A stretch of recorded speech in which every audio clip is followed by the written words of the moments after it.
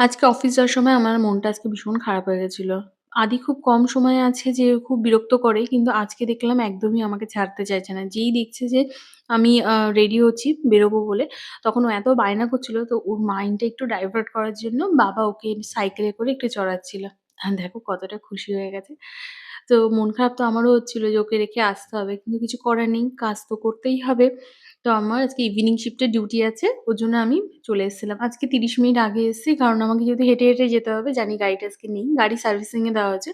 আর বিকালবেলা তোমাদের দাদাভাই এসে আমাকে বাড়ি নিয়ে যাবে। তো আমি আমার ডিউটি পোস্টে পৌঁছে এই জায়গাটা না পুরো ফাঁকা। দেখো উঁচু থেকে দেখতে কতটা ভয় লাগে না? আমার না এত হাইট এ দাঁড়িয়ে থাকলে জানি না কেন মনে হয় কি মাথা ঘুরায়। কিন্তু দেখতে দেখো কত সুন্দর লাগে। দূরের সব জিনিসগুলো দেখা যায় মনে হয়। তো এখানটা দেখো আমাকে নিতে চলে এসেছে। আর বাড়িতে এসে দেখি মা আজকে বাবুর নামে পুজো দিয়েছিল। তো প্রসাদ দিয়ে দিল। আর এখানটায় আদির জন্য ২ টো নিউ সানগ্লাস আনা হয়েছে। এটা একটা, অন্যটা পরে দেখাবো।